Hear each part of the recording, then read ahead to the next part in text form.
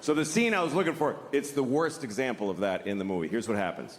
He goes to a bar and he meets a woman and he likes her. And another guy likes her too, but she picks Matt Damon. Because he wrote the fucking movie, because he decided, you understand? She doesn't like him, she likes me, you better believe it.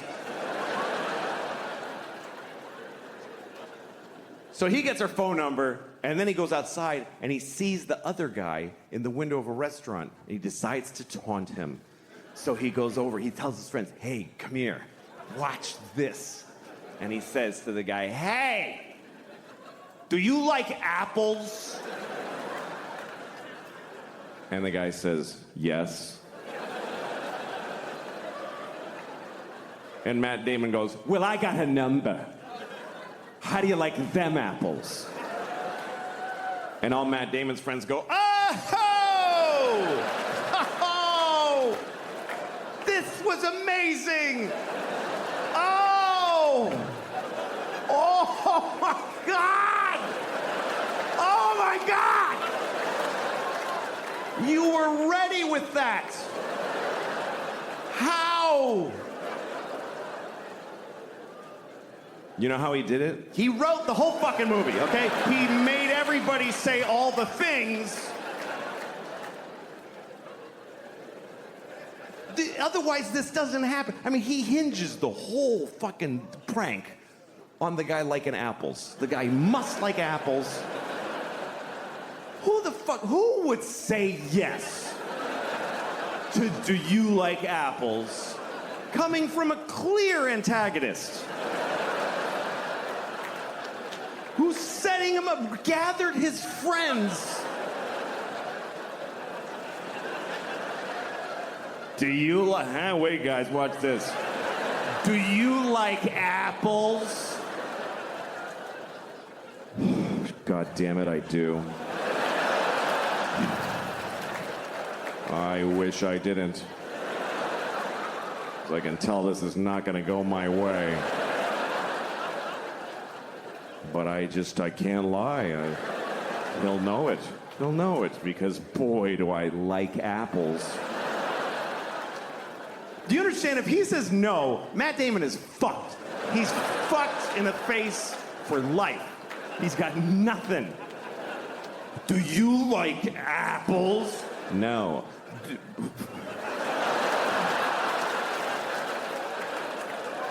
What the... dude... fucking guy. No, come on, seriously. Seriously, you fucking, don't fucking...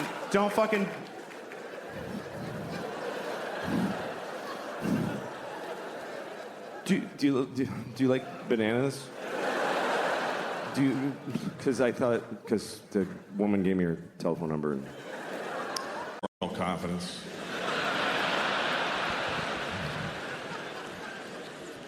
The kind of confidence I have is very specific. It's that I know how to make jokes about terrible things. I know how to do that, and I know how to do that. So that's my core competency. And there's certain people that think there are things that you shouldn't make jokes about, like Auschwitz. You shouldn't make jokes about Auschwitz, some people think, because it was terrible. Many people died. Their children were killed in Auschwitz. Children that could have grown up and moved to Brooklyn and hated black people, and they didn't get to do that. Exactly. It's terrible. It's terrible. So some people think you shouldn't joke about Auschwitz.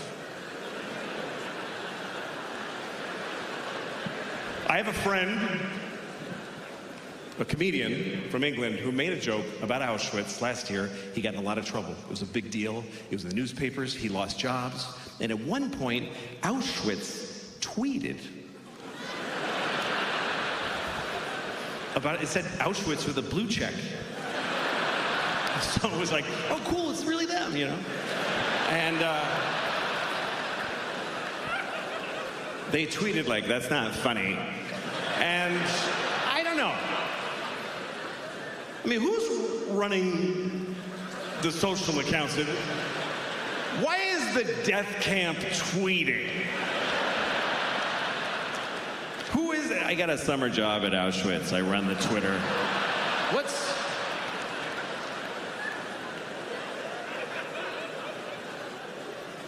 Because people have different reactions to terrible things, you know? Some people think comedy helps. I don't think it helps. It doesn't help. It's like, I remember one time, there was people, you remember during the Iraq War, I don't remember which one, but it was one of the Iraq wars.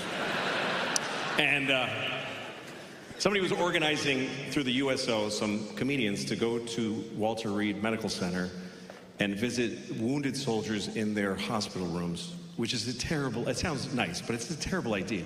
They don't need a comedian like, hey, where you from? Fuck you. You know, it's not helpful.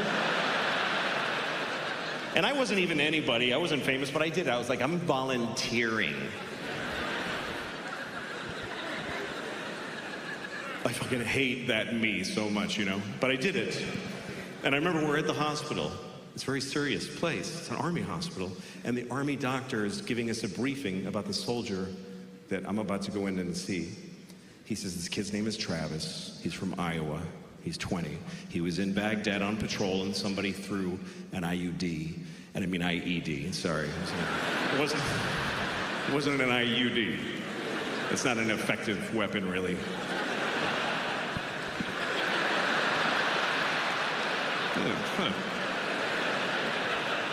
No. That's funnier than the actual joke, unfortunately. But I'll go on. It was an IUD. IED. Fuck. It's an improvised exploding device. You know, it's like a bag of ammonia with Canadian pennies in it. And they strap it to a Nokia flip phone and, you know. That's what happened at Travis.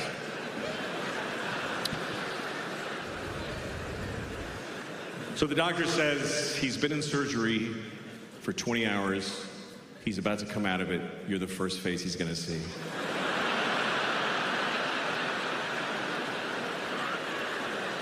So can we get his mom to open for me, maybe? This is a bad idea.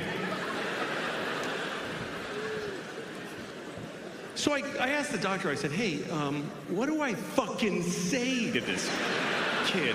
He says, here's what you don't say. He said, don't say, how you doing? And they tell you that.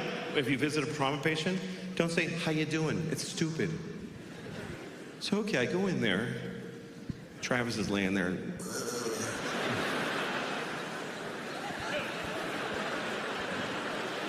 I'm like over his bed. It's obscene. I can't say, how you doing? So I said the only worst thing. I said, what are you gonna do now?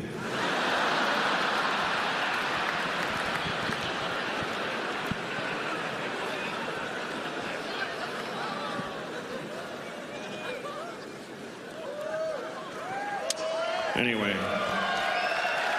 that's what happened with Travis. But, you know, people's reaction to terrible things is different depending on, like, some people, you know, try to, like, I saw a store and on the door it said no hate allowed in here. I really am stupid and it bothers me. Like, I wish I was more stupid.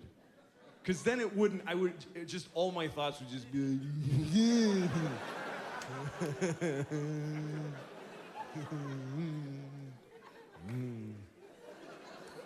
But instead, here's how my brain works. It's stupidity followed by self-hatred and then further analysis.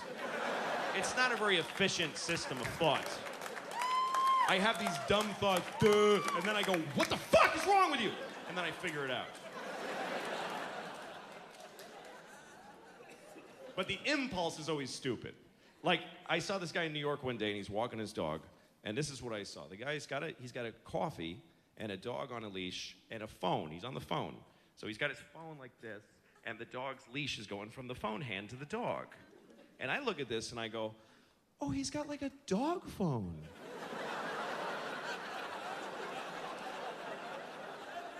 Like, that thought sincerely inhabited me for like a full minute.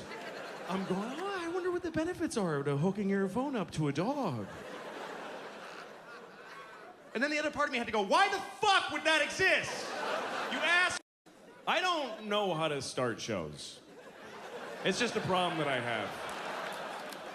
I never figured out how to come out and just start talking, because the first thing you say on stage always feels stupid, because there's no real reason for me to talk to you. It just doesn't exist. I don't know you, you don't even know each other. You're facing the same direction. That's all you have in common. So I just have to bleh. It's like talking to a girl at a bar because you're attracted to her. The first thing you say is just gonna be dog shit coming out of your mouth. Because you don't know her. The only honest thing that you could say to her is, I wanna fuck your face. That's the only thing you could say that you can mean. Anything else you say is you trying really hard not to say, I wanna fuck your face. That's the only thing I wanna put my penis in the lowest hole in your head. I try to be a good dad, but you know, like the life just kind of takes off. Your kids start, you know, they get their own ideas, and my 9-year-old, she's just figuring out about lying. And that's a tough thing. It's hard to roll that one back, because lying is pretty amazingly useful in life. It's like, how do you tell a kid not to use a thing that just solves every possible problem? Like magic. How do you... Because that's why kids lie, because they're in trouble. They lie because they're in more trouble than they can take. You know, because kids, when a 9-year-old lies, it's not for some weird Machiavellian, you know. Do you know what my teacher said about you? It's interesting. They don't just make shit up.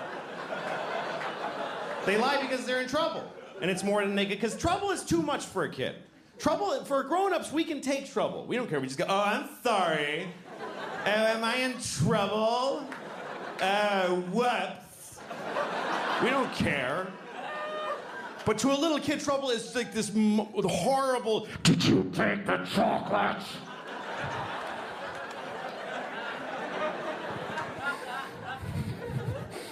And she did, and she doesn't know how to handle it. Did you take it?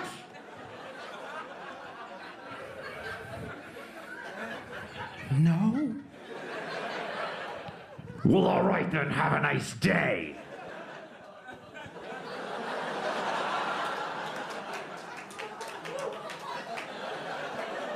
How do you then tell her, yeah, don't ever apply that perfect solution again to terrifying things? Mark Twain once said, a man who always tells the truth doesn't have to remember what he said. And that's great. But Mark Twain also said there once was a big black guy named Nigger Jim. So, I don't know if 100% of the things he said were perfectly awesome.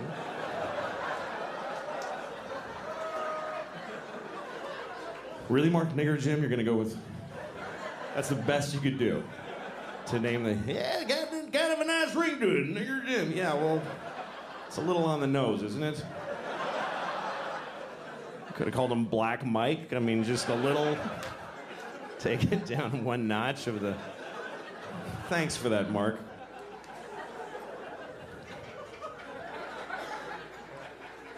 Anyway, so while we're in this area, now that I know you guys are cool, no.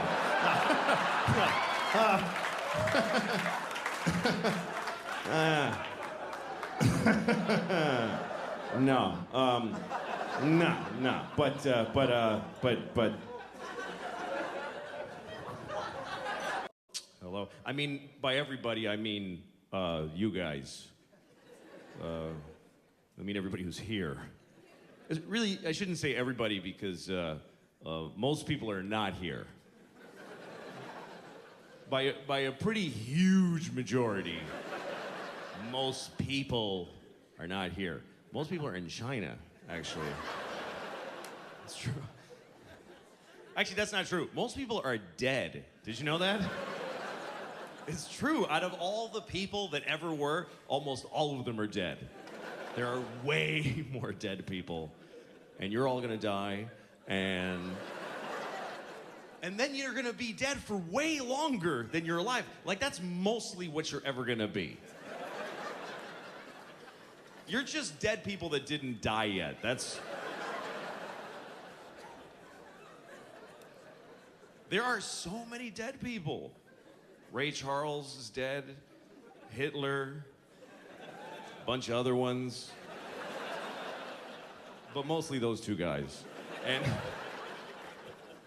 it's true, Ray Charles and Hitler are both dead, and really it's the only thing they have in common, because otherwise they're very different dudes.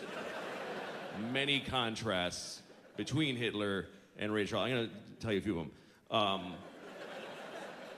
Ray Charles was black. Hitler was not. Hitler killed several Jews. Too many, I'll say too many. He killed an excessive amount of Jews. He really beat that thing to the ground. He killed away, no moderation. Ray Charles, meanwhile, hardly any Jews. He killed so few Jews. Because they tell you you're going to hell. And they tell little kids that. You're 5 years old, and the church, with all its majesty and all the buildings and the clothes, they go up to a 5-year-old and they're like, oh, you're going to hell. Oh, yeah. You're going right to hell. And you're 5, and you're like, what did I do? And the church is like, you know what you did, you piece of shit. And you're going to full hell, too. There's no kids' hell, you understand? You're going right to the show. If you're 5 years old, you steal a crayon from your sister, and then you lie about it, you get hit by a truck, you're roommates with Hitler. There's no difference. There's no difference. They take you in a room, and they're pouring hot lead into Hitler's asshole. He's like, ah! No! And then you walk in there like, all right, step up, it's your turn. Hitler's like, oh, good luck, little fella.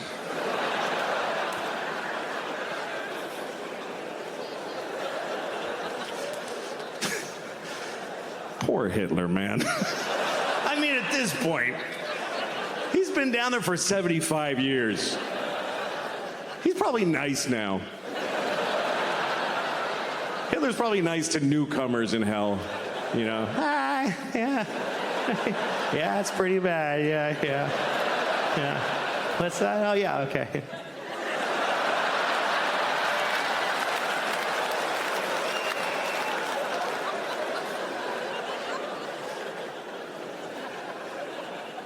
I was so scared of hell when I was a kid. I remember when I found out that gay people go to hell, according to the church, and I got scared. Because I'm not gay, but what if God thinks I'm gay? What if I come off a little queer to the Lord? What if he happens to glance at me when I hit my toe and I'm like, ow? He's like, huh, I know where you're going, you faggot.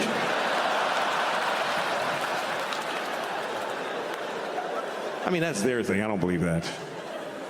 God doesn't hate you because you're gay. God made you gay because he hates you. No. I'm just kidding. I'm kidding. There's no God.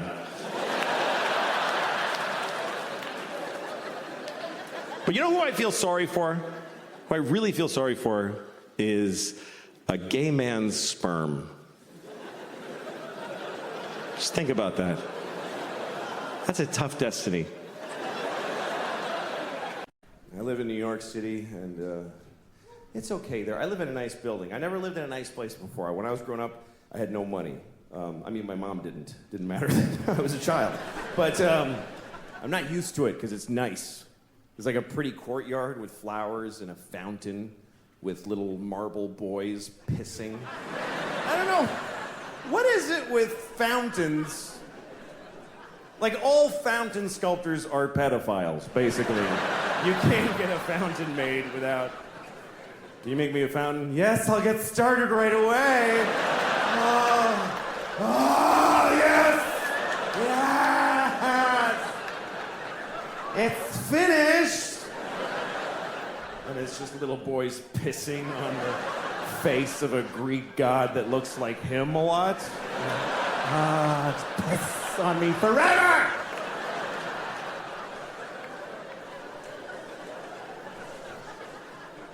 Anyway, there's one of those in the courtyard of my building.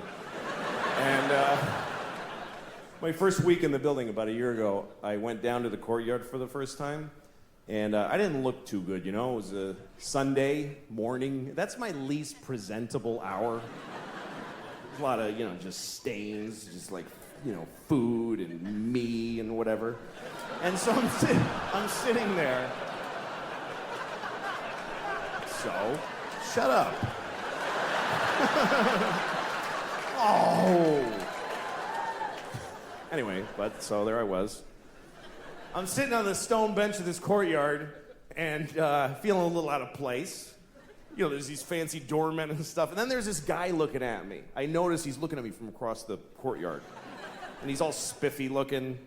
He's got brown shoes and he's looking at me like, I could tell he was thinking I don't live in the building.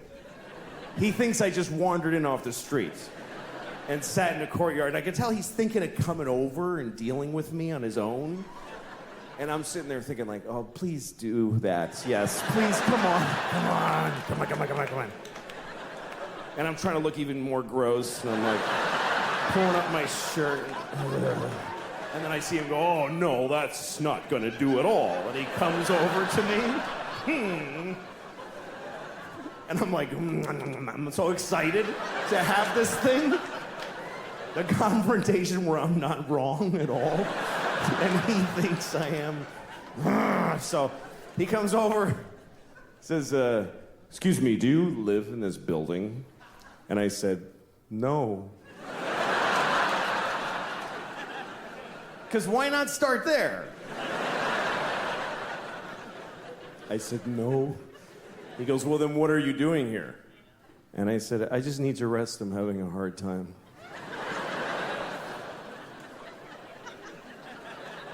He says, this is private property. And I said, well, I don't really believe in that. Just the worst things I could say from his point of view is basically all the things I was saying. And he goes, well, if you don't leave, I'm going to talk to the doorman. I was like, can I just stay like 5 more hours? So he's, no, and he goes over to the doorman. And I see him talking about me to the doorman like this. And then I see the doorman going, oh, no, that guy lives here. That's okay.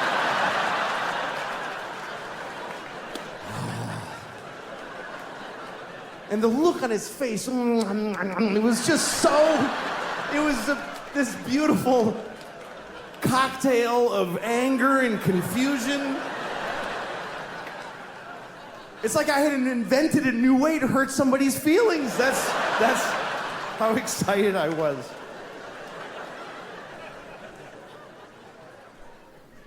My oldest daughter's gonna be 13 next year. That's a big deal. That's a big deal. That's why all the parents ahead of you always go like, yeah,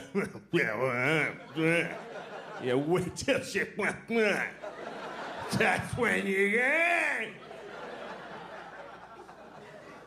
I'm not afraid of her teenagehood. It's gonna be challenging and difficult, and she'll meet the challenges. I'm always proud of my kid. She's a good kid. Now, some parents are really afraid of their daughters. A lot of dads get scared. Like, I don't know what to do. I have this friend, his daughter's 15. He's like, she's gonna start having sex. I don't know what to do. She's gonna have sex. What do I do? I'm like, well, you don't do anything. You don't have a role in that at all. You're the father. No role. Not supportive or advisory, nothing. But what if she has a bad sexual experience? Oh, she's gonna have a number of those. Oh, yes, she is. Her whole life is gonna be just walking through a blizzard of bad dicks, just... Ow.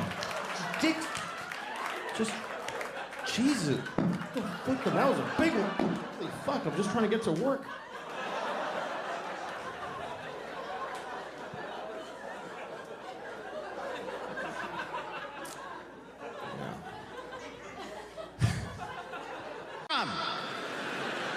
Columbus, Ohio.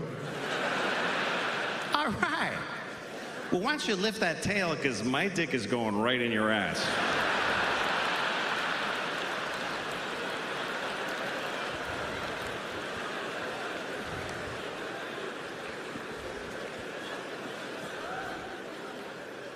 I like animals. Some people think animals are better than us. I heard somebody say, animals don't lie. Yes, they do. They lie all the time. Like, I'm a leaf. You know. No, you're not. You're a bug. Fuck you. I'm a leaf. Come on, shut up. Some animals I hate. I hate cockroaches. I hate even seeing a cockroach. It's upsetting. I wonder if they upset each other. The cockroach is at home and his friend walks up. Oh, fuck, Henry, don't, please. That's gross. I like watching shows about animals. I was watching a show about a veterinarian. And he did that thing. He was on a farm. You know when the veterinarian puts a glove on up to here? And he puts his whole arm in a cow's vagina. And then he goes like this. Okay, here's what's gonna happen. I want to have that experience. Here's the good news. Here's what I found out. You don't need to be a doctor to do that. Here's the other good news. You don't need that glove. You don't need any special education or attire. Just pull over if you see a cow.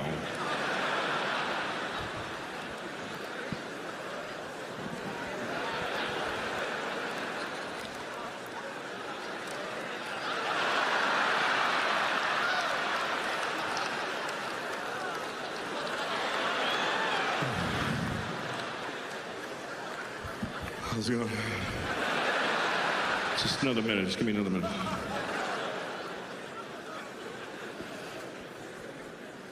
I like vaginas. I do. Vaginas they're mysterious. Not all of them. Some of them you're like, yeah, I get it.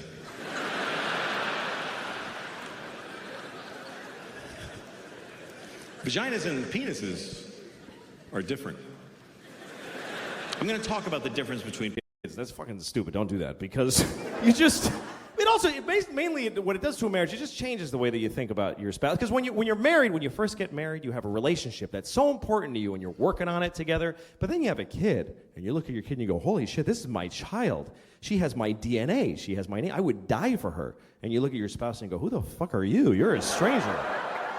Why do I take shit from you?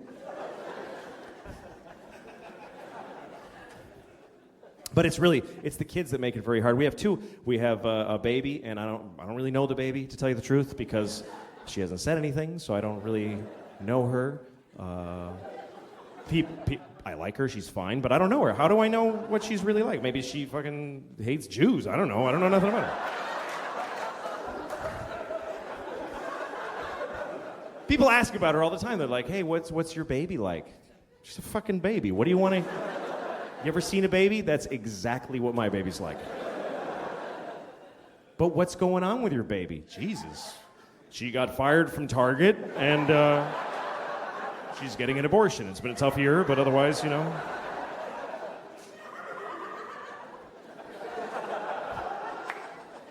It's not a very complicated relationship with a baby. It's just somebody I have to make not die. That's really what the whole thing is. And I'm better at it sometimes than others. One time I took my daughter to the grocery store and I had to put her in the stroller. She won't go in the fucking cart. She's the only baby in the world that won't go in the shopping cart and sit there. You try to put her there and her legs curl up and she goes, ah! And fucking psycho. So I got to put her in a stroller and I got a cart and I'm pushing them both through the fucking supermarket. And then so I'm done shopping and then I go out to the parking lot. And I open the car. First, I start the car before I put them in there because I want it to get nice and cool because I love her, so I have to make it nice and comfortable. I do. I love my children. I love my wife. I wish I didn't. How awesome would that be to wake up one morning, fuck, I don't feel nothing for these assholes, and just walk out the door. But so far, no such luck. So I start the AC, then I put the groceries in, then I go to get my daughter out of the stroller. I got down there and I realized that the exhaust pipe is right in her fucking face. It's just fucking... I'm like, fuck! I almost killed my kid in the dumbest fucking way ever! If she died like that, I couldn't tell her mom. I couldn't fucking go home with that story. Well, I put her in the fucking, I don't know, I didn't realize. Fuck you, I don't know. I'd have to throw her into traffic. Help! That would be better. To actually tell her that I threw her into traffic.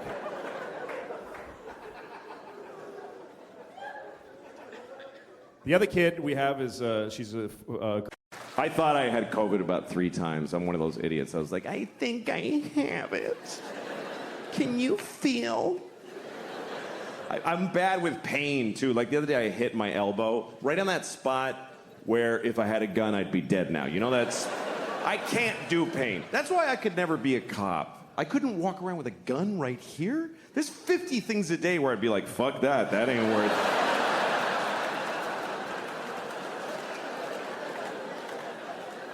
That's my main problem, by the way, with the whole defund the police idea.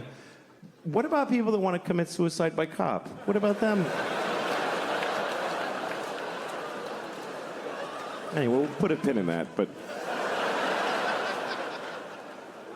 We had a lot of protests in New York, and now we have protesters that just live here. In my life, you know? I've been divorced for 5 years, and it's been the best part of my life, being divorced. Easily my favorite part of my life.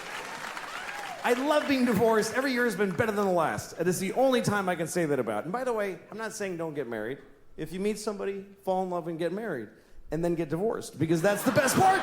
It's the best part. Marriage is just like a larva stage for true happiness. Which is divorce. Because you just let go. And everything's fine now. Divorce is forever. It really actually is. Marriage is for how long you can hack it. But divorce just gets stronger like a piece of oak. Nobody ever says, oh, my divorce is falling apart, it's over, I can't take it. And again, if you're in a good marriage, stay in it. If you're in the best marriage ever, stay in it. I'm just saying, if you got out, it would be better. That's just a fact. I'm sorry, but it's true. Everything's better. My ex-wife and I, this is the best part of our knowing each other. We're good co-parents because we live apart and we're friends. Our kids go to her half the week, they come to me half the week. And I'm a good father. I'm an attentive, focused, and responsible father. Do you know why? Because I get to say goodbye to these kids every week. Are you shitting me? It's like every parent's fantasy.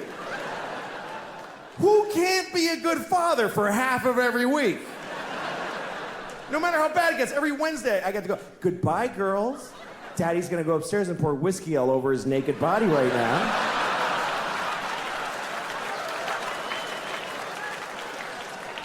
I'm gonna lay in my own filth until 2 seconds before you come back here.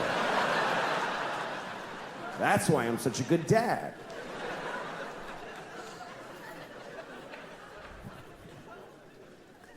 My daughter was... I was flying about a week ago, and I was in the airport, and I saw this really old man, and he's on a wheelchair. I can fucking hear that shit, so back the fuck off. I can hear it in your headsets. Just careful, or turn them down. Sorry to fuck up the entire show for that, but I can hear. Get closer to him. No, it's okay. It's fine. Get closer to him. You won't mind. All right, wait a second.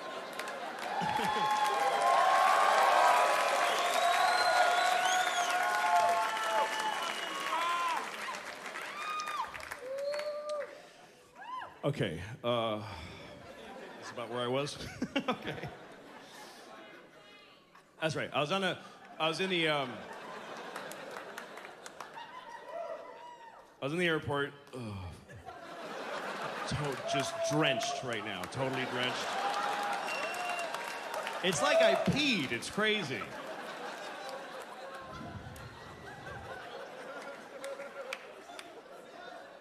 Okay, so I'm in the airport, and I'm going through security, and they bring this old man in a wheelchair, and he was crazy old. I mean, he was the oldest thing I've ever seen. I've been to museums and shit. This dude, I didn't know there had been as much time as this guy was old.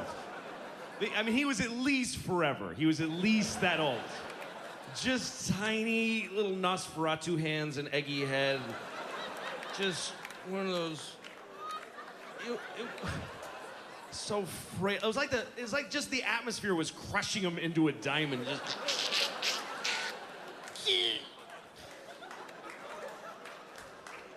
And they're pushing him through, and I'm not the only. Like he was parting the people because people were going, "What the fuck? That's crazy. He's really old." And they take him through security, and if you're really old or you're in a wheelchair, you can't go through the metal detector if you're in a wheelchair. So they take you to secondary clearance, which is far more stringent. Like the oldest and feeblest people get the highest scrutiny.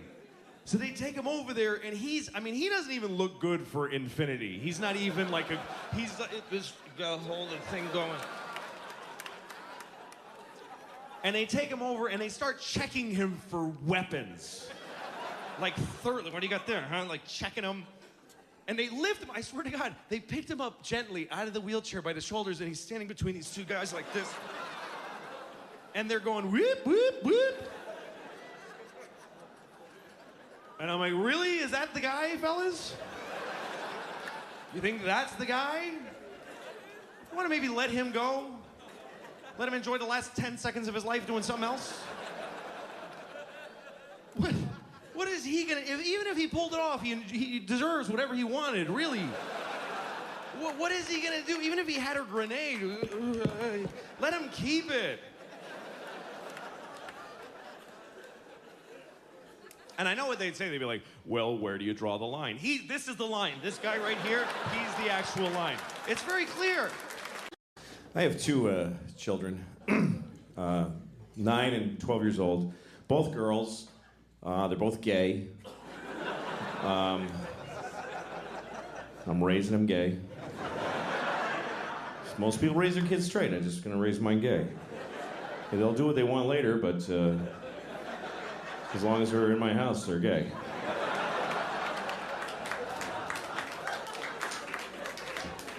I tell them every day, you're gay, honey, good night. Go to bed. Brush your gay teeth, gay honey. Don't forget to be gay.